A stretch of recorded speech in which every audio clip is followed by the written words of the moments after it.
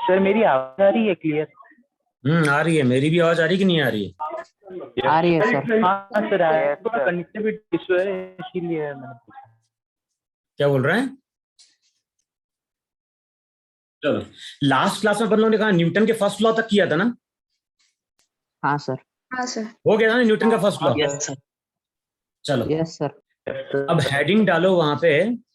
अच्छा, कोई क्वेश्चन मिले थे क्या तुम लोगों को मॉड्यूल में फर्स्ट लॉ के?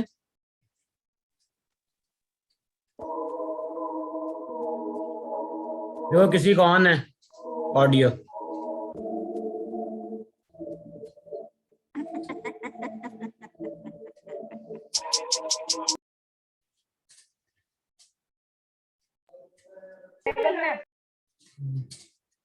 अभी किसी का देखो माइक ऑन है?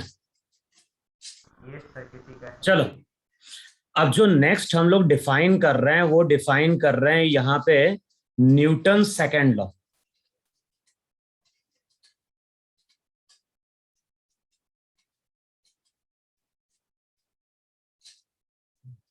अच्छा, न्यूटन फर्स्ट लॉ की हम बात कब करते थे? न्यूटन फर्स्ट लॉ की हम बात करते थे जब बॉडी का एक्सेलरेशन क्या था? जीरो था। एक्सेलरेशन जीरो का मतलब क्या था? या तो बॉडी रेस्ट में थी या फिर बॉडी मूव कर रही थी कांस्टेंट वेलोसिटी से। अब न्यूटन का जो सेकेंड लॉ है, सेकेंड लॉ की हम बात कब करते हैं? सेकेंड लॉ की हम बात करते हैं जब बॉडी का एक्सेलरेशन जीरो नहीं होता है। फर्स्ट लॉ की हम बात कर रहे हैं जब एक्सेलरेशन क्या था? जीरो था। लेकिन न्यूटन का सेकेंड लॉ कब एप्लीकेबल होगा? न्यूटन का सेकेंड लॉ एप्लीकेबल होगा जब बॉडी का एक्सेलरेशन वहां पे जीरो नहीं होगा। इसका मतलब बॉडी एक्सेलरेट कर रही होगी।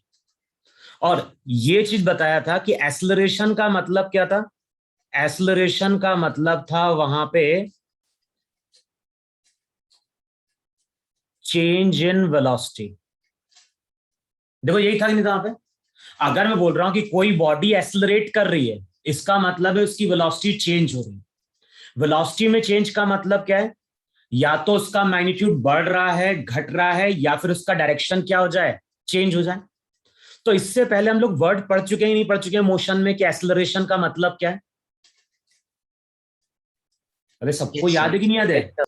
एक्सेलरेशन का मतलब होता है किसी बॉडी की स्पीड बढ़ना या स्पीड घटना, या फिर ये भी लिखवाया था कि अगर किसी पार्टिकल की वेलोसिटी का डायरेक्शन चेंज हो रहा है तो वो भी हमारा एक्सेलरेटेड मोशन था। जैसे जब हम सर्कुलर मोशन की बात करते हैं तो वहां पे हम लोग क्या डिफाइन करते हैं? जब कोई बॉडी सर्कुलर पाथ पे मूव करती है तो वहां पे वेलोसिटी अपना डायरेक्शन चेंज करती है, तो वो भी एक एक्सेलरेटेड मोशन है कि नहीं है? Yes sir. हाँ सर। फिर वहां पे मैंने एक एग्जांपल लिया था, और याद होगा मैंने एग्जांपल कुछ इस तरह से लिया था कि मान लो ग्राउंड है, ग्राउंड पे एक ब्लॉक है और ये ब्लॉक कहां जा रहा है? राइट की ओर जा रहा है। किसी टाइम पे इस ब्लॉक को हमने देखा और ब्लॉक की स्पीड हमें दिखाई दी 10 मीटर पर सेकेंड। कुछ टाइम बाद ब्लॉक मूव करके यहां कहीं पहुंच गया और अब हमें ब्लॉक की स्पीड दिखाई दी 20 मीटर पर सेकेंड। बताओ ब्लॉक की स्पीड बढ़ी या घटी? बढ़ी। अब बताओ ब्लॉक की स्पीड अगर बढ़ रही है, बेसिकली हमने बोला था स्पीड का मतलब क्या होता है? वेलोसिटी का मैग्नीट्यूड। तो बताओ यहां पे इसकी वेलोसिटी चेंज हुई कि नहीं चेंज हुई? Yes sir. तो स्पीड बढ़ रही है, इसका मतलब है कि यहां पे बॉडी क्या हो रही है? एक्सेलरेट कर रही है। अच्छा, अब किस डायरेक्शन में बॉडी एक्सेलरेट कर रही होगी? तो रिजल्ट याद होगा, जिस डायरेक्शन में v होता है अगर उसी डायरेक्शन में a होगा तभी v इंक्रीज करेगा कि नहीं इंक्रीज करेगा? Yes sir. अगर किसी पार्टिकल की स्पीड बढ़ रही है इसका मतलब है उसी डायरेक्शन में a है कि नहीं है? Yes sir. फिर वहां पे मैंने एक और डायग्राम ड्रॉ किया था और वहां मैंने बोला था कि मान लो यहां पे एक ब्लॉक है, ये ब्लॉक मूव कर रहा है ग्राउंड पे। किसी टाइम पे ब्लॉक की स्पीड है 40 मीटर पर सेकेंड। कुछ टाइम बाद ब्लॉक यहां कहीं पहुंचा और मान लो ब्लॉक की स्पीड 10 मीटर पर सेकेंड रह गई। अब बताओ स्पीड यहाँ पे ब्लॉक की बढ़ी या घटी? यहां पे अगर तुम देखोगे तो यहां पे ब्लॉक की स्पीड क्या हो रही है? डिक्रीज कर रही है। अच्छा, स्पीड अगर कम हो रही है इसका मतलब है कि अगेन यहां पे एक्सेलरेशन है कि नहीं? हाँ।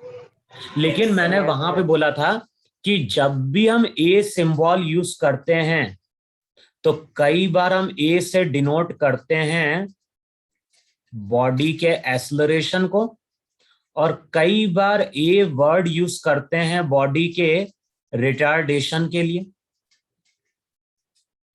करते ही नहीं करते हैं वर्ड? यस ए एक्सेलरेशन को भी ए से हम डिनोट करते हैं, रिटार्डेशन को भी हम ए से डिनोट करते हैं। बस डिफरेंस क्या है? एक्सेलरेशन हम वर्ड यूज करते हैं जब पार्टिकल की स्पीड इंक्रीज करती है, और रिटार्डेशन वर्ड हम यूज करते हैं जब पार्टिकल स्लो डाउन होता है। तो बताओ सेकंड केस में पार्टिकल स्लो डाउन हो रहा है या स्पीड अप हो रहा है? Slow down.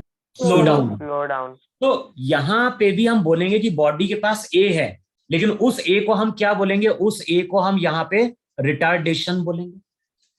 अच्छा, वी का डायरेक्शन कहां है? वी का डायरेक्शन आगे की ओर है कि नहीं? और वी डिक्रीज कर रहा है।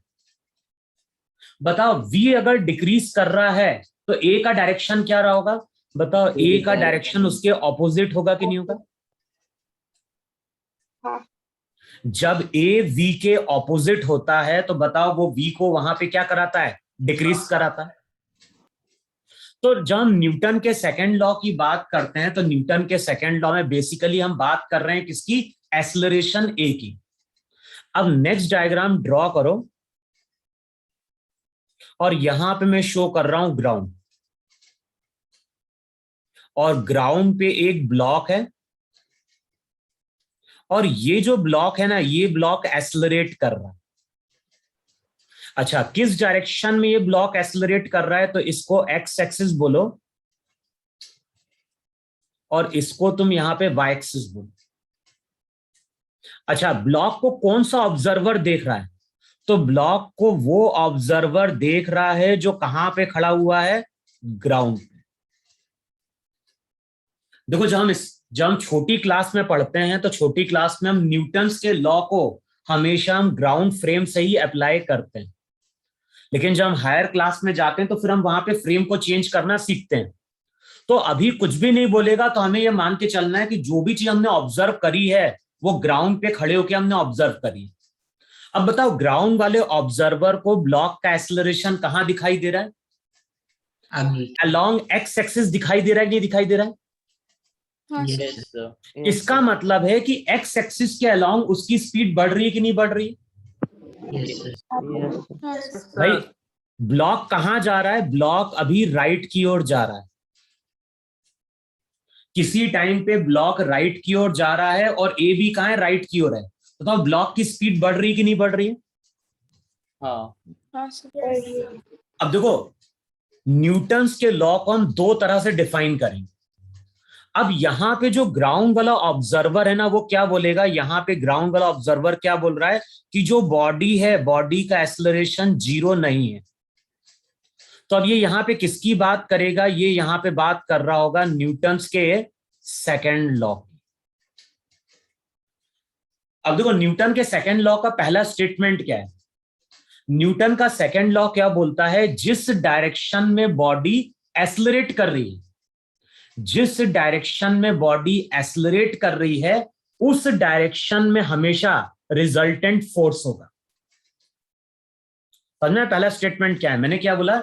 जिस डायरेक्शन में बॉडी एक्सेलरेट कर रही है उस डायरेक्शन में बॉडी के ऊपर रिजल्टेंट फोर्स होगा। रिजल्टेंट फोर्स का मतलब हुआ कि उस डायरेक्शन में अनबैलेंस्ड फोर्स होगा। बताओ, ये चीज समझ में आई नहीं समझ में आई? Yes sir. सर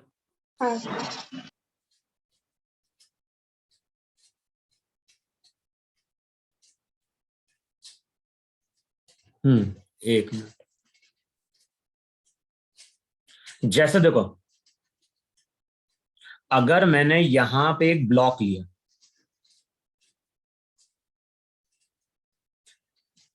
यहां से मैंने फोर्स अप्लाई किया 20 न्यूटन का, और यहां से फोर्स मैंने अप्लाई किया 50 न्यूटन। बताओ इस ब्लॉक पे जो फोर्स है वो बैलेंस्ड है या अनबैलेंस्ड है?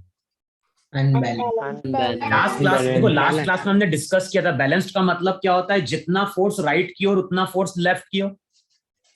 लेकिन यहां पे क्या हो रहा है, राइट वाला फोर्स ज्यादा है, लेफ्ट वाला फोर्स कम है कि नहीं कम है? Yes sir. और ध्यान रखना, जब फोर्स बैलेंस्ड नहीं होता है तब वहां पे हम वर्ड यूज करते हैं रिजल्टेंट फोर्स। तो यहां पे हम क्या बोलेंगे, इस केस में हम बोलेंगे कि ब्लॉक के ऊपर रिजल्टेंट फोर्स है। अच्छा, फोर्स किस डायरेक्शन में ज्यादा है, राइट की ओर ज्यादा है या लेफ्ट की ओर ज्यादा है? राइट। तो ध्यान रखना, जिस डायरेक्शन में फोर्स ज्यादा होगा उसी डायरेक्शन में रिजल्टेंट फोर्स होगा। तो ये जो मैंने सेकेंड डायग्राम ड्रॉ किया है, यहां पे ब्लॉक के ऊपर अनबैलेंस्ड फोर्स है। अनबैलेंस्ड फोर्स का मतलब रिजल्टेंट फोर्स है। अच्छा, कितना रिजल्टेंट फोर्स है बताओ? फोर्स वेक्टर क्वांटिटी है और दोनों वेक्टर के बीच में एंगल 180 है कि नहीं है? Yes sir. तो रिजल्टेंट फोर्स क्या होगा? रिजल्टेंट फोर्स होगा बड़े में से छोटे को सब्ट्रैक्ट कर दो।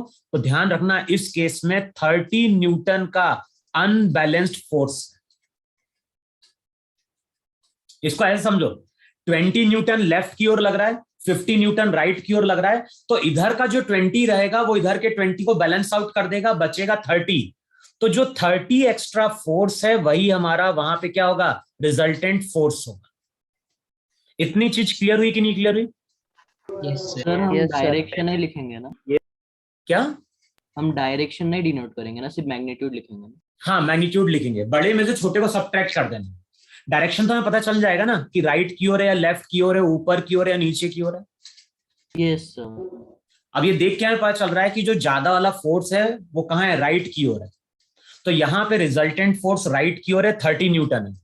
अब न्यूटन का सेकंड लॉ क्या बोलता है? न्यूटन का सेकंड लॉ बोलता है जिस डायरेक्शन में बॉडी एक्सेलरेट कर रही है, और ध्यान है एक्सेलरेशन मेरी वेक्टर क्वांटिटी है, तो मैं इसके ऊपर एरो पुट कर दूंगा। अब न्यूटन का सेकंड लॉ बोलता है जिस डायरेक्शन में बॉडी एक्सेलरेट कर रही है, उसका मतलब है कि इस डायरेक्शन में बॉडी के ऊपर नेट फोर्स लग रहा होगा।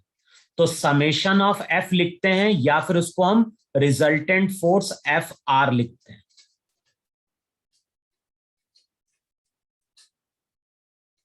तो यहां पे अब मैं क्या बोल रहा हूं, यहां पे बोल रहा हूं जिस डायरेक्शन में बॉडी एक्सेलरेट कर रही है उस डायरेक्शन में बॉडी के ऊपर क्या लगना चाहिए, नेट फोर्स लगना चाहिए। तो न्यूटन का सेकंड लॉ क्या बोल रहा है? न्यूटन का सेकंड लॉ बोल रहा है जिस डायरेक्शन में बॉडी एक्सेलरेट करेगी उस डायरेक्शन में बॉडी के ऊपर नेट फोर्स लगना चाहिए, और जो भी नेट फोर्स रहता है उसको हमेशा हम लिखेंगे मास इनटू एक्सेलरेशन। तो यही हमारा न्यूटन के सेकंड लॉ का स्टेटमेंट है। और मैं इसका एक और स्टेटमेंट लिखवाऊंगा। बताओ ये स्टेटमेंट क्लियर हुआ कि नहीं क्लियर हुआ? न्यूटन का सेकंड लॉ क्या बोल रहा है? अगर हमें कोई बॉडी एक्सेलरेट करते हुए दिखाई दे रही है तो जिस डायरेक्शन में एक्सेलरेशन होगा इसका मतलब है उस डायरेक्शन में बॉडी के ऊपर नेट फोर्स बन रहा होगा। जैसे मैं अगर एक एग्जांपल लूं, यहां पे अगर ग्राउंड है और बताओ ग्राउंड के ऊपर अगर हम किसी ब्लॉक को लाके छोड़ेंगे तो ब्लॉक की स्पीड बढ़ती है या घटती है? बढ़ती है। किसी भी टाइम पे देखोगे ब्लॉक की स्पीड नीचे की ओर होगी। और बताओ अगर बढ़ रही है इसका मतलब है कि इस डायरेक्शन में बॉडी के पास एक्सेलरेशन है कि नहीं है? Yes sir. अच्छा, अब न्यूटन का सेकंड लॉ क्या बोलता है? न्यूटन का सेकंड लॉ बोलता है ये ग्राउंड वाला ऑब्जर्वर क्या बोल रहा है? ग्राउंड वाला ऑब्जर्वर बोल रहा है कि बॉडी के पास एक्सेलरेशन नीचे की ओर है। एक्सेलरेशन नीचे की ओर है, इसका मतलब है कि इस बॉडी के ऊपर रिजल्टेंट फोर्स होगा नीचे की ओर, और जो भी रिजल्टेंट फोर्स नीचे की ओर होता है वो बेसिकली वेट के बराबर होता है कि नहीं होता है? भाई अर्थ इसके ऊपर क्या कर रही है? अर्थ इसके ऊपर फोर्स लगा रही है mg। तो ये जो mg है बेसिकली यही mg हमारा रिजल्टेंट फोर्स है। बताओ ये चीज इतनी क्लियर हुई कि नहीं क्लियर हुई? हाँ सर समझा। हाँ सर। जिस डायरेक्शन में बॉडी एक्सेलरेट कर रही है उस डायरेक्शन में वहां पे क्या होगा? रिजल्टेंट फोर्स होना चाहिए। और जो भी रिजल्टेंट फोर्स रहेगा उसको हम क्या लिखेंगे? उसको हम लिखेंगे मास इनटू एक्सेलरेशन। सबको इतनी चीज क्लियर हुई? सर। हाँ जी सर। चलो अब पहले तो हम कुछ सिंपल सा डायग्राम ले रहे हैं। जैसे ये एक ब्लॉक है,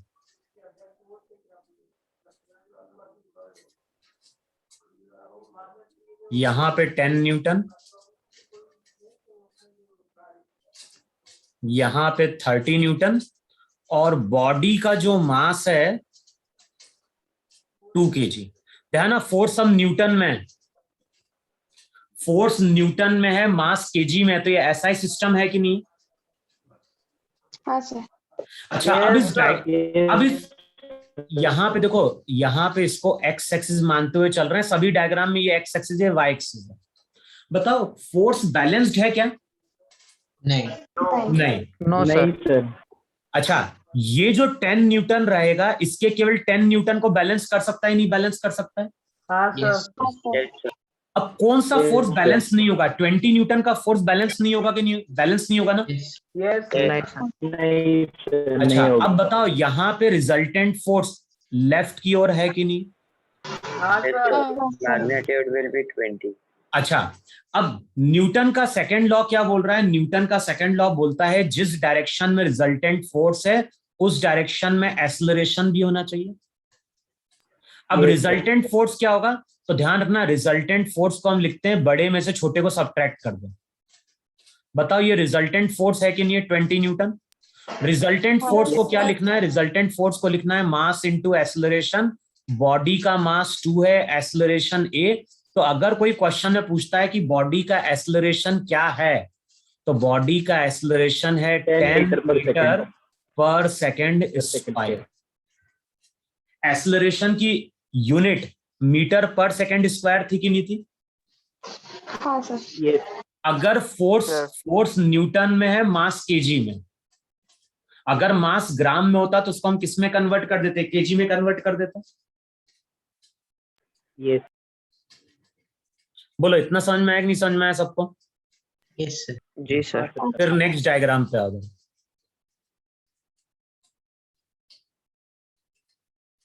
फिर से देखो यहां पे 10 न्यूटन, यहां पे 30 न्यूटन,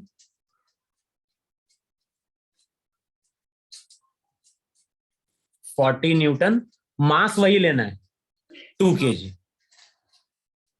अच्छा अब इस डायग्राम को देख के बताओ किस डायरेक्शन में फोर्स ज्यादा है, लेफ्ट की ओर या राइट की ओर? लेफ्ट की ओर। अच्छा अब मुझे कैलकुलेट करना है रिजल्टेंट फोर्स। तो देखो रिजल्टेंट फोर्स कैसे कैलकुलेट करेंगे? देखो रिजल्टेंट फोर्स कैलकुलेट करने के 2 तरीके हैं। एक तो ये तरीका है कि सभी फोर्स को तुम साइन के साथ प्लेस कर दो। अगर तुम्हें नहीं समझ में आ रहा है ना, सब कुछ साइन के साथ प्लेस करो। बताओ ये 10 पॉजिटिव लोगे कि नहीं लोगे? राइट की ओर है तो। हाँ सर। हाँ और ये 30 और ये 40 नेगेटिव लेंगे। Yes sir. Yes, sir. तो अभी तुम लोग छोटी क्लास में तो तुम ये भी कर सकते हो, सभी को साइन के साथ प्लेस कर दो। अब बताओ सबको साइन के साथ प्लेस करोगे तो रिजल्टेंट फोर्स कितना निकल के आ गया? -60 आया कि नहीं है? अच्छा ये बस ध्यान रखना है, नेगेटिव साइन क्या इंडिकेट कर रहा है? नेगेटिव साइन इंडिकेट कर रहा है कि रिजल्टेंट फोर्स लेफ्ट की ओर, लेफ्ट साइड में।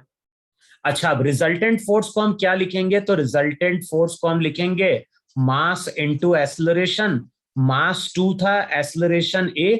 बताओ a की वैल्यू -30 मीटर पर सेकेंड स्क्वायर आएगी कि नहीं आएगी? Yes sir. Yes, sir. अब नेगेटिव साइन केवल ये बता रहा है कि एक्सेलरेशन कहाँ है? एक्सेलरेशन लेफ्ट की ओर। अच्छा दूसरा तरीका लिखने का ऐसा भी है कि नहीं? बड़ा फोर्स बताओ, इन दोनों वेक्टर के बीच में एंगल कितना है? यहाँ पे एंगल 0 डिग्री है कि नहीं है? 30 और 40 के बीच में प्लस भी हो जाएगा। तो 30 और 40 ऐड होके हो गया 70 माइनस 10 नेट फोर्स को लिख दो मास इनटू एक्सेलरेशन। तो चेक करोगे ए की वैल्यू यहाँ पे क्या आ जाएगी? ए की वैल्यू 30 आ जाएगी, लेकिन ये केवल बता रहा है मैग्नीट्यूड।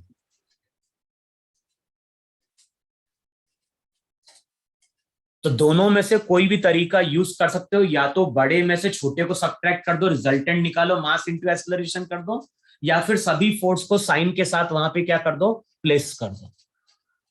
आया समझ में इतना? Yes sir. हाँ सर। फिर देखो,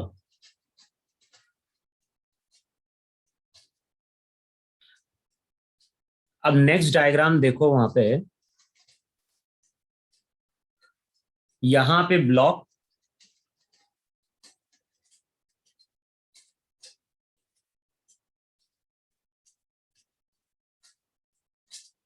$60 न्यूटन,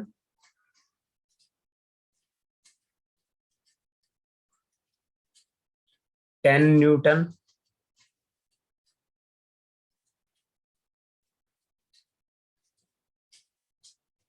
और बॉडी का मास अगेन 2 kg। बताओ फोर्स बैलेंस हो गए क्या? नहीं। नहीं।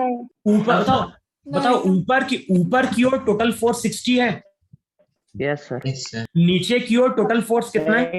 50। तो यहाँ पे बताओ, यहाँ पे रिजल्टेंट फोर्स कहाँ है? बताओ रिजल्टेंट फोर्स ऊपर की ओर होगा कि नहीं होगा? अच्छा, जिस डायरेक्शन में रिजल्टेंट फोर्स होगा उस डायरेक्शन में एक्सेलरेशन भी होगा कि नहीं होगा? हाँ सर। अब यहाँ पे तुम लोग न्यूटन का सेकंड लॉ यूज करो। न्यूटन का सेकंड लॉ क्या बोलता है? न्यूटन का सेकंड लॉ बोलता है कि जो भी रिजल्टेंट फोर्स है उसको हम लिखते हैं मास इनटू एक्सेलरेशन। अब रिजल्टेंट फोर्स कैसे मिलेगा? सबको साइन के साथ ऐड करो। बताओ 60 ऊपर की ओर है तो पॉजिटिव होगा कि नहीं होगा?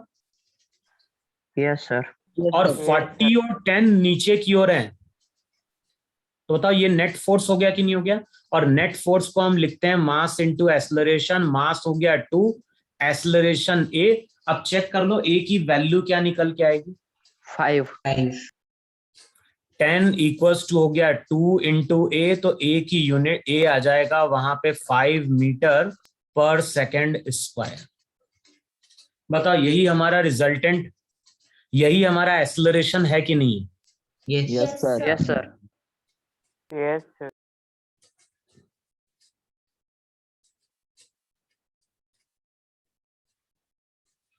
अच्छा, अब थोड़ा सा इसको अपन चेंज कर रहे हैं। अब कैसे चेंज कर रहे हैं? डायग्राम देखो जरा। एक ब्लॉक है, ब्लॉक का मास दिया हुआ है 2 kg, और ये ब्लॉक जो है ना, ये ब्लॉक कनेक्टेड है विद अ स्ट्रिंग। इस स्ट्रिंग को एक पर्सन क्या कर रहा है? ऊपर की ओर खींच रहा है। सबको डायग्राम क्लियर हुआ कि नहीं क्लियर हुआ? एक ब्लॉक है, ब्लॉक यहां पे स्ट्रिंग से कनेक्टेड है, और पर्सन स्ट्रिंग के थ्रू ब्लॉक को क्या कर रहा है? ऊपर की ओर खींच रहा है। अच्छा, जो पर्सन ग्राउंड पे खड़ा है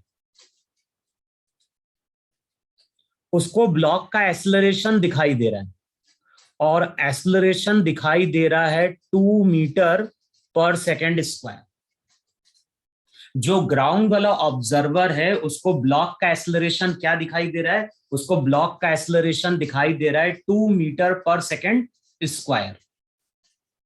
अब लिखो क्वेश्चन में कैलकुलेट क्या करना है? क्वेश्चन में कैलकुलेट करना है find out tension in the string. Question में क्या बोल रहा है? क्वेश्चन में बोल रहा है find out tension in the string. अब बताना है स्ट्रिंग में टेंशन कितना है। बताओ सर 10 न्यूटन। ये बताओ मुझे, जब भी इस तरह से हम ब्लॉक को खींचेंगे तो स्ट्रिंग टाइट होगी कि नहीं टाइट होगी? Yes sir. और ये भी लिखवाया था कि कुछ नहीं बोलता है तो हम ये मान के चलते हैं स्ट्रिंग मासलेस है। यस तो through out the string tension same रहेगा। अच्छा, टेंशन का डायरेक्शन क्या था? Away from block, away from hand होता है कि नहीं होता है? Yes sir. Yes, अब sir. अगले स्टेप में क्या करो, ब्लॉक को सिस्टम मानो। सिस्टम यूनिवर्स का वो पार्ट जिसकी हम स्टडी कर रहे हैं। तो अब तुम क्या करो, ब्लॉक को सिस्टम मान लो जरा। बताओ, ब्लॉक को अगर हम सिस्टम मानेंगे तो फोर्सेस कौन कौन से शो करेंगे ब्लॉक के ऊपर? एक तो शो करेंगे ब्लॉक के ऊपर M इंटू जी, वेट। दूसरा यहां पे शो करेंगे टेंशन T, साथ में एक्सेलरेशन A। बताओ, इसके अलावा कुछ है क्या? No sir. No sir. अच्छा, क्वेश्चन में जी की वैल्यू बोल रहा है लेके चलो 10 मीटर पर सेकेंड स्क्वायर, वैसे 9.8 होती है, लेकिन यहां पे बोल रहा है कि जी की वैल्यू लो कितनी, 10 मीटर पर सेकेंड स्क्वायर। अब बताओ, ग्राउंड के रेस्पेक्ट में ये ब्लॉक ऊपर की ओर एक्सेलरेट कर रहा है कि नहीं एक्सेलरेट कर रहा है? Yes, sir. तो यहां पे हम न्यूटन का ये जो ऑब्जर्वर रहेगा, ये ऑब्जर्वर न्यूटन का सेकेंड लॉ यूज करेगा नहीं यूज करेगा? Yes, sir. अब देखो, मैंने क्या बोला है, एक तो तरीका है सब कुछ तुम साइन के साथ प्लेस करो। बताओ, टी का साइन पॉजिटिव रहेगा कि नहीं रहेगा? Yes, sir. mg का साइन नेगेटिव होगा कि नहीं होगा? Yes, sir. नेट फोर्स को हम लिखते हैं मास इनटू एक्सेलरेशन, लेकिन ए का साइन क्या लेंगे? पॉजिटिव। पॉजिटिव। अब सबकी वैल्यू पुट करो टी, ब्लॉक का मास 2, जी कितना 10, मास कितना था 2, एक्सेलरेशन 2। बताओ, टी की वैल्यू 20 + 4, 24 न्यूटन आ रही है कि नहीं आ रही है? हाँ सर। तो इस केस में अगर कोई तुमसे पूछता है कि स्ट्रिंग में टेंशन कितना है, तो टेंशन यहां पे 24 न्यूटन है। सब कुछ साइन के साथ मैंने प्लेस किया है, टी का sign positive, mg negative, a positive.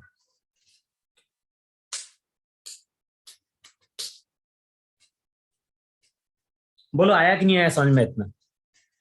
Yes, sir.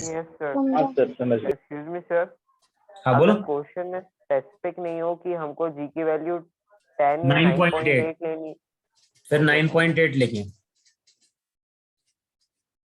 Question में अगर नहीं बोल रहा है तो जी 9.8 लेके चलते हैं, 9.8, या सीजीएस में जाओगे तो 980। सर तो फिर वो 23.6 आ अरे जाएगा। यार, फिर तुम भाई उतने से कोई फर्क नहीं पड़ता मेरे लिए। नहीं पड़ता वो फिर। आगे ना समझ में इतना? Yes sir. हाँ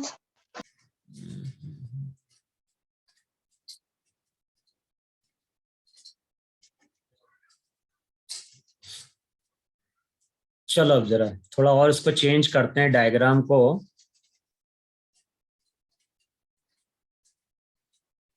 यहां पे शो कर रहे हैं ग्राउंड, ये हो गया सीलिंग, यहां पे शो कर रहे हैं पुली, और जो भी पुली है ना, पुली को इस तरह से हमने क्लैम्प्ड कर दिया।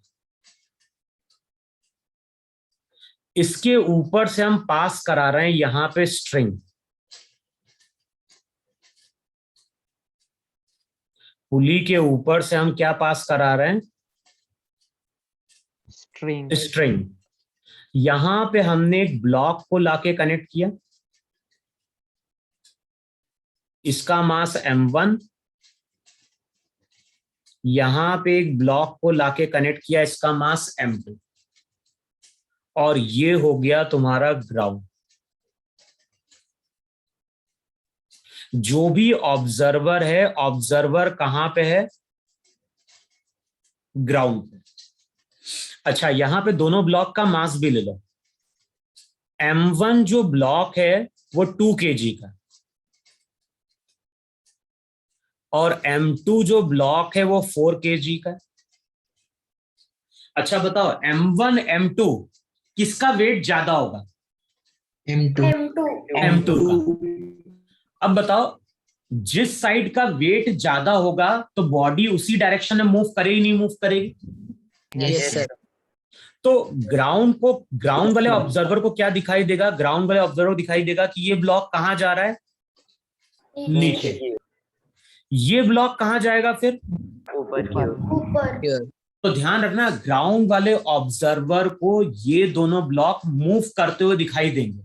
M2 ब्लॉक नीचे की ओर जा रहा होगा, M1 ब्लॉक ऊपर की ओर जा रहा होगा। बताओ, स्ट्रिंग तो एक ही है कि नहीं है?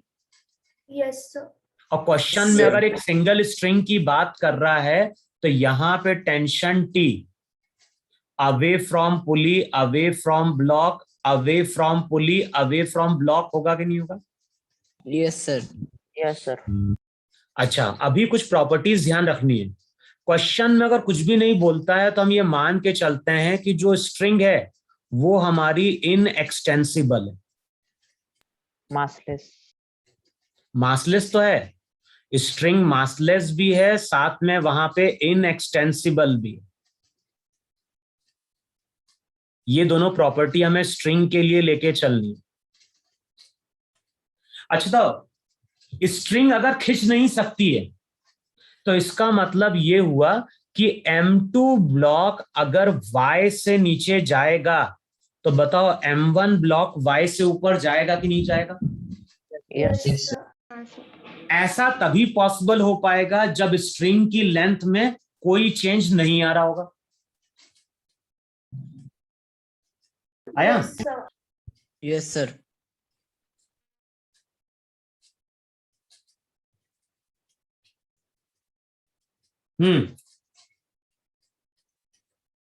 तो अब मैंने क्या बोला वहां पे कि अगर स्ट्रिंग इनएक्सटेंसिबल है तो इसका मतलब है कि M2 ब्लॉक अगर Y से नीचे जाएगा तो M1 ब्लॉक Y से क्या होगा? ऊपर जा रहा होगा वहां पे। अच्छा, दोनों ब्लॉक का डिस्प्लेसमेंट कैसा हुआ? Same. सेम हुआ कि नहीं सेम हुआ? Yes, sir. अच्छा, दोनों को टाइम भी सेम लगा ही नहीं लगा? जितने टाइम में M1 ब्लॉक ऊपर जाएगा उतने टाइम में M2 ब्लॉक नीचे आएगा। Yes sir. Yes, sir. Velocity के बताओ, वेलोसिटी डिस्प्लेसमेंट अपॉन टाइम होती कि नहीं होती है? Yes, sir. Yes sir. अब मैं थोड़ा सा बहुत ज्यादा डिटेल में नहीं बता रहा हूं। वेलोसिटी जो रहेगी वो y/t होगी कि नहीं होगी? हाँ सर। Yes, sir. अच्छा बताओ, t टाइम बाद अगर दोनों की वेलोसिटी का मैग्नीट्यूड सेम है तो एक्सेलरेशन क्या होता है? Same. एक्सेलरेशन जो था वो change in velocity upon time था कि नहीं था? Yes sir.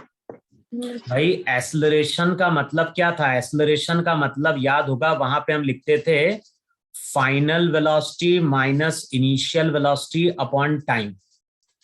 Final velocity v, initial velocity 0, time t लगा कि नहीं लगा?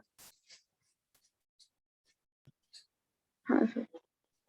अबे, दोनों ब्लॉक इनिशियली रेस्ट में थे, t टाइम बाद दोनों ब्लॉक के पास वेलोसिटी सेम आई v, तो यहां से हम ऐसा बोल सकते नहीं बोल सकते हैं कि दोनों ब्लॉक का एक्सेलरेशन भी सेम होगा? Yes. हाँ सर। तो अभी तुम लोग इतने डिटेल में मत जाना, इतना तुम केवल याद रखना कि अगर तुम्हारे पास दो बॉडी हैं और ये दोनों बॉडी आपस में स्ट्रिंग से कनेक्टेड हैं और दोनों के डिस्प्लेसमेंट का मैग्नीट्यूड अगर सेम होगा तो दोनों के एक्सेलरेशन का मैग्नीट्यूड भी सेम होगा। समझ में? अगर दोनों का डिस्प्लेसमेंट सेम हो रहा है, डिस्प्लेसमेंट में मैग्नीट्यूड, तो दोनों की वेलोसिटी भी सेम होगी और दोनों का एक्सेलरेशन भी सेम होगा। बताओ, इतनी चीज समझ में आएगी नहीं समझ में? Yes sir. Yes sir. Yes sir. अच्छा, सबसे पहले तुम स्टडी करो वहां पे ग्राउंड फ्रेम पे जाके किसका? M1 ब्लॉक को देखो जरा। बताओ, M1 ब्लॉक के ऊपर क्या क्या शो करोगे? एक तो शो करोगे वेट, बाद में हम M1 की वैल्यू पुट कर देंगे, साथ में यहां पे टेंशन T शो करोगे नहीं शो करोगे? Yes, sir. अच्छा, Yes, इसका sir. एक्सेलरेशन ऊपर की ओर है कि नहीं है? Yes sir. हाँ अब Yes, सब sir. कुछ साइन के साथ प्लेस करना।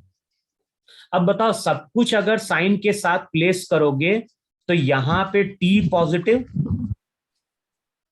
ये नेगेटिव होगा कि नहीं होगा? Yes sir. m1 की वैल्यू पुट कर दो 2, या तो ऐसा लिख रहे हैं तो बाद में वैल्यू पुट कर देना माइनस m1g। बताओ ये नेट फोर्स हुआ कि नहीं हुआ? Yes. अब नेट फोर्स को हम लिखते हैं मास इनटू एक्सेलरेशन। बताओ ए पॉजिटिव लेंगे कि नहीं लेंगे? तो ये इक्वेशन 1 हुई कि नहीं हुई?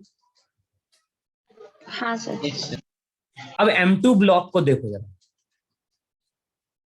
बताओ M2 ब्लॉक को देखोगे तो यहां पे T शो करोगे, यहां पे M2G शो करोगे, और A नीचे की ओर है कि नहीं? Yes. अब सब कुछ तुम्हें यहां पे साइन के साथ प्लेस करना है। तो बताओ T का साइन पॉजिटिव, M2G का साइन Negative. नेगेटिव। अब नेट फोर्स को लिखोगे मास, लेकिन ए का साइन क्या लिया जाएगा? Negative. नेगेटिव। अच्छा, साइन को अगर हम एडजस्ट कर दें तो बताओ इस इक्वेशन को हम ऐसा लिख सकते हैं क्या? M2G minus T equals to M2 into a. हाँ सर। Yes, sir. मान लो M2A को हम लेफ्ट साइड लेके चले गए और T M2G को राइट साइड लेके चले गए, बताओ यही बनेगा कि नहीं बनेगा? Yes, sir. हाँ सर। अब क्या करो, तुम इक्वेशन 1 और इक्वेशन 2 दोनों को ऐड करो, तो ये T और ये T कैंसिल आउट होंगे कि नहीं कैंसिल आउट होंगे? Yes sir. अब बताओ दोनों इक्वेशन को हम ऐड कर रहे हैं, इक्वेशन 1 और इक्वेशन 2 को। बताओ वैल्यूज क्या निकल के आई दोनों इक्वेशन को ऐड करना? सर एक्सेलरेशन 10/3 आ रहा है।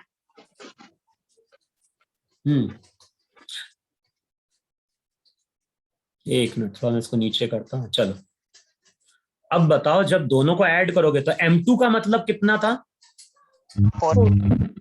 4 kg। तो M2 की जगह पुट किया 4 इंटू G माइनस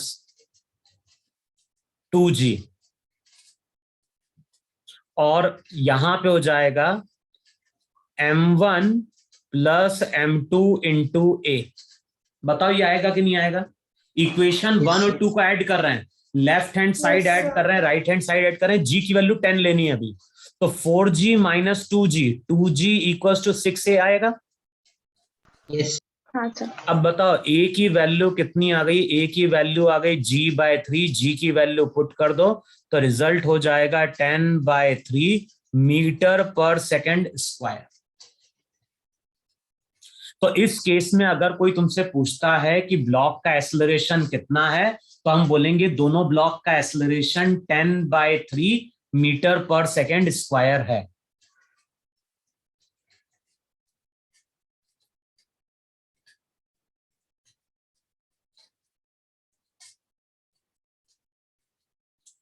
बोलो इतना आया कि नहीं समझ में? Yes. Yes sir.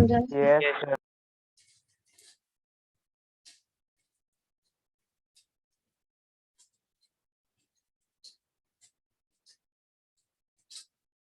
इसका स्क्रॉलिंग कहाँ चला जाता है बार बार? सर उधर वो पॉप करना पड़ेगा आपको। इतनी चीज सबको क्लियर नहीं क्लियर हुई कैसे कैलकुलेट कर रहे हैं हम लोग? Yes. सर फिर देखो नेक्स्ट टर्म तुम लोग डिफाइन, नेक्स्ट टर्म हेडिंग डालो वहां पे momentum.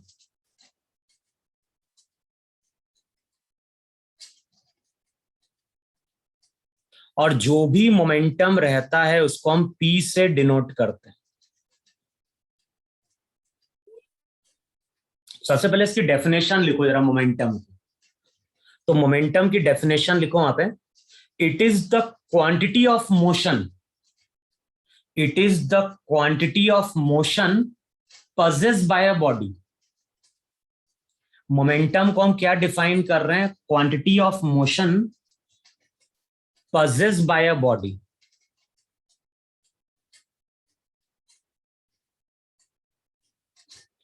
Quantity of motion possessed by a body, किसी भी बॉडी के पास कितना मोशन है वही बॉडी का वहां पे क्या होता है, मोमेंटम होता है।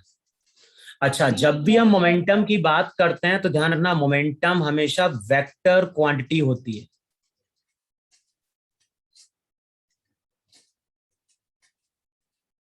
मोमेंटम का फॉर्मूला क्या होता है, तो मोमेंटम को हम पी से डिनोट करते हैं वेक्टर फॉर्म में, और मोमेंटम को लिखा जाता है मास इनटू वेलोसिटी।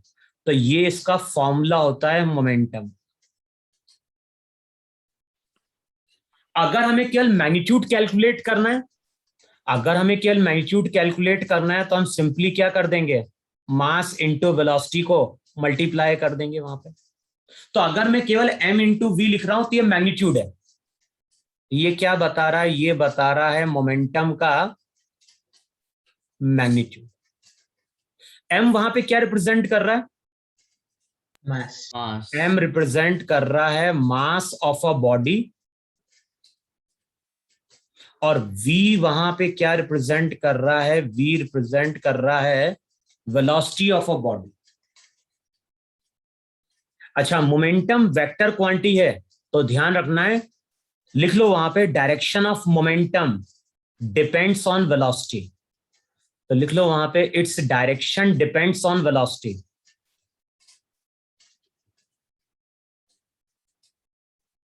जो भी डायरेक्शन है तो लिखो वहां पे डायरेक्शन डिपेंड्स अपॉन वेलोसिटी। अच्छा, अब ये बताओ, मास किस में मेजर किया जाता है, केजी में। केजी में, है ना। मास तुम्हारा वहां पे था केजी में, तो इसकी यूनिट क्या होगी, अगर एसआई सिस्टम या फिर हम बात कर रहे हैं एमकेएस की, तो जो भी मोमेंटम था उसको हमने लिखा था मास इनटू वेलोसिटी। मास होता है केजी में, वेलोसिटी किस में, तो बताओ केजी मीटर पर सेकेंड। यही हमारा एसआई सिस्टम में होगा कि नहीं होगा। हाँ सर। Yes sir. यस तो सर। अगर सीजीएस में जाओगे तो मास मेजर किया जाता है ग्राम में, वेलोसिटी किस में, तो या तो केजी मीटर पर सेकेंड होगा या फिर ग्राम सेंटीमीटर पर सेकेंड होगा। Yes sir. डायमेंशनल फॉर्मूला क्या होगा मोमेंटम का, तो मास को हम डिनोट करते थे m से, वेलोसिटी को LT-1 से। बताओ यही मोमेंटम का डायमेंशनल फॉर्मूला होगा कि नहीं होगा, MLT-1। हाँ सर।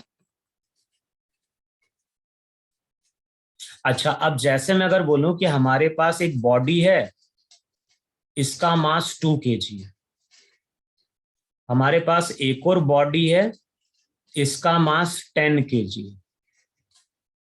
ये भी बॉडी मूव कर रही है 10 मीटर पर सेकेंड से, और ये भी बॉडी मूव कर रही है 10 मीटर पर सेकेंड से। जैसे इस तरह समझो, रोड पे एक साइकिल चल रही है और एक ट्रक चल रहा है। रोड पे साइकिल चल रही है, ट्रक चल रहा है, दोनों की स्पीड सेम है, दोनों की स्पीड सेम है। बताओ किसका मोमेंटम ज्यादा होगा, ट्रक का। ट्रक का। क्यों, क्योंकि देखो अगर यहां पे हम मोमेंटम कैलकुलेट करेंगे तो यहां पे मोमेंटम होगा मास इनटू वेलोसिटी, तो यहां पे मोमेंटम आएगा 20 kg मीटर पर सेकेंड, और यहां पे अगर तुम बॉडी का मोमेंटम कैलकुलेट करोगे तो मास इनटू वेलोसिटी, तो कितना हो जाएगा 100 100 kg मीटर पर सेकेंड। तो अगर कभी रोड पे ट्रक आ रहा है, साइकिल आ रही है, दोनों की स्पीड सेम है, तो हम क्या बोलेंगे, ट्रक के पास मोशन ज्यादा है। जिसके पास मोशन ज्यादा होगा उसका मोमेंटम भी क्या होगा, ज्यादा होगा। तो मोमेंटम की डेफिनेशन ही मैंने क्या लिखवाई, मोमेंटम का मतलब होता है quantity of motion possessed bye a body. किसी बॉडी के पास कितना मोशन है, वही बॉडी का वहां पे क्या होता है, मोमेंटम रिप्रेजेंट करता है। क्लियर हुआ इतना। Yes sir. यस। फिर देखो नेक्स्ट टर्म लिखो वहां पे, change in momentum. Next heading डालो वहां पे, change in momentum.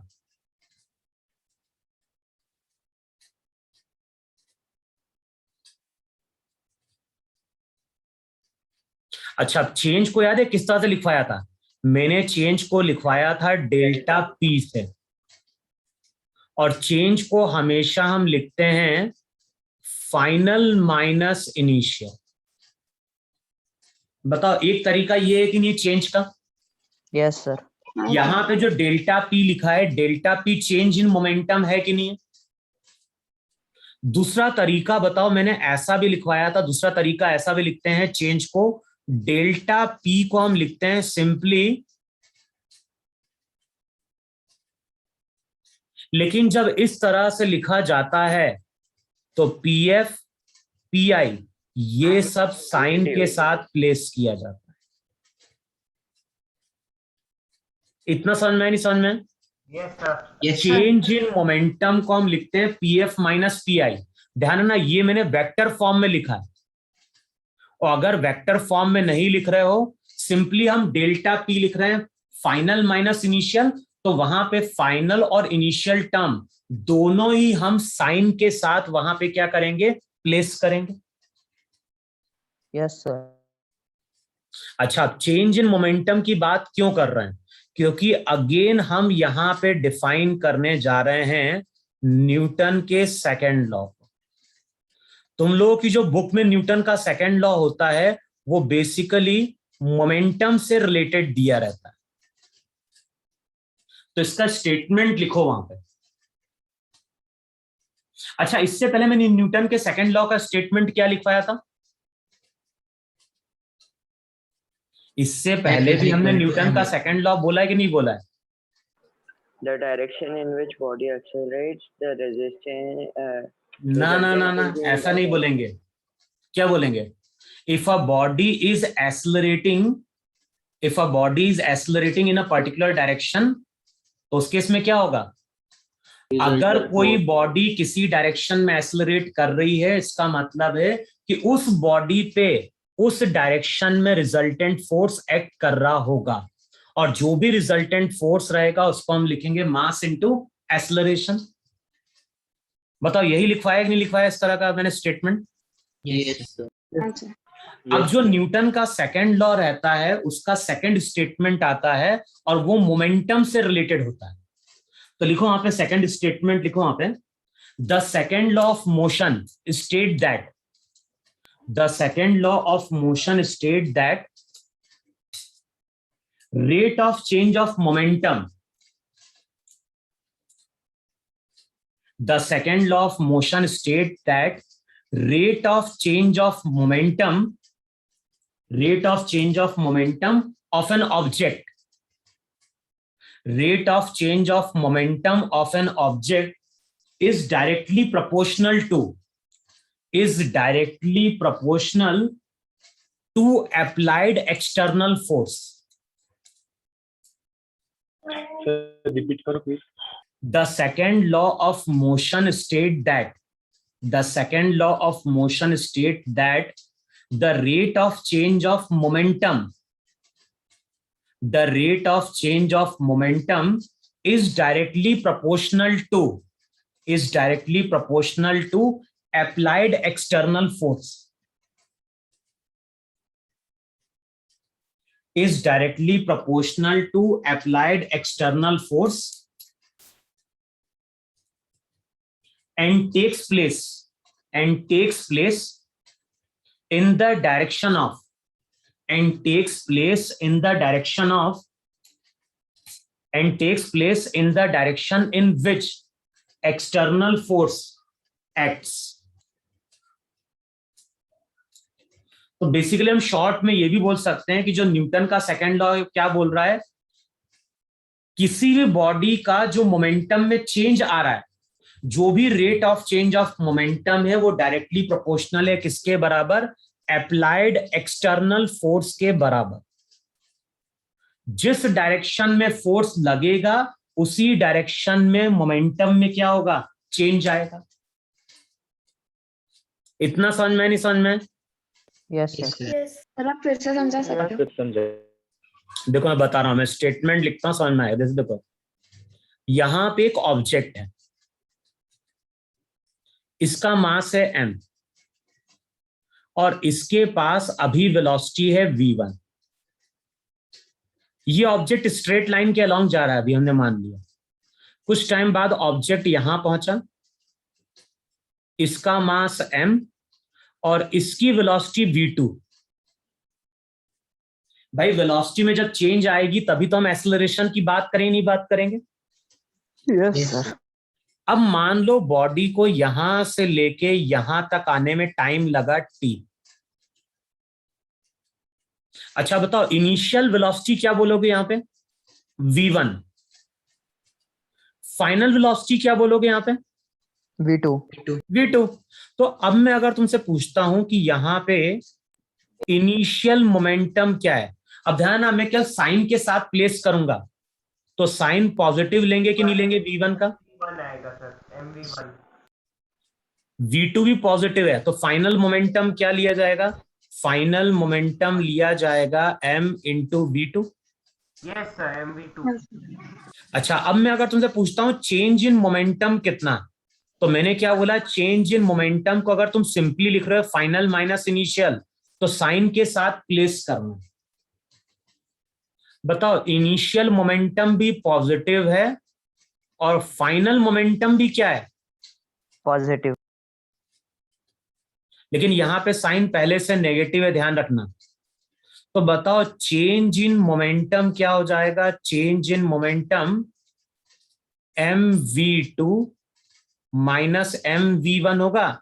Mass common ले लो तो इसको हम v2 माइनस v1 लिख सकते हैं, लिख सकते हैं। Yes, sir. Yes sir. अच्छा, क्वेश्चन में चेंज इन मोमेंटम की बात कर रहा है या rate of change of momentum की बात कर रहा है? Rate of change. ध्यान ना, न्यूटन का of change second of law क्या बोलता है? न्यूटन का सेकंड लॉ बोलता है कि जो भी नेट फोर्स है, या तो समेशन ऑफ एफ लिखें या फिर एफ आर लिखें। ये क्या डिनोट कर रहा है? ये डिनोट कर रहा है रिजल्टेंट फोर्स। लेकिन ध्यान है, ये फोर्स कौन से होते हैं? ये फोर्स इंटरनल नहीं होते हैं, ये फोर्स हमेशा देखे जाते हैं एक्सटर्नल। अब न्यूटन का सेकंड लॉ क्या बोलता है? न्यूटन का सेकंड लॉ बोल रहा है कि जो भी रिजल्टेंट फोर्स है वो डायरेक्टली प्रोपोर्शनल है। किसके प्रोपोर्शनल है? Rate of change of momentum के। Rate of change of momentum का मतलब होता है delta P by delta T. जो delta P by delta T, ये जो टर्म होती है, इसी को हम बोलते हैं rate of change of momentum.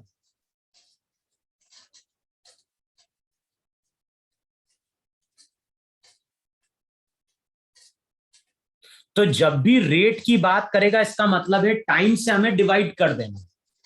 जैसे एक्सेलरेशन को हम क्या बोलते हैं? चेंज इन वेलोसिटी बोलते हैं या rate of change of velocity बोलते हैं? Rate of Rate of change. change. Rate. तो रेट का मतलब है उस टर्म को हमें टाइम से क्या कर देना है? डिवाइड कर देना। अब बताओ, जो भी न्यूटन का सेकंड लॉ है वो क्या बोल रहा है? न्यूटन का सेकंड लॉ बोल रहा है कि जो भी रिजल्टेंट फोर्स है वो directly proportional to rate of change of momentum है। अच्छा, अब अगले स्टेप में देखो जरा, F R directly proportional to delta P को क्या लिखोगे वहां पे? डेल्टा पी की ये वैल्यू पुट कर दे वहां पे, v2 माइनस तो m into v2 minus v1 divided by, बताओ डेल्टा टी टाइम इंटरवल है और डायग्राम में चेक करो डेल्टा टी कितना हो जाएगा।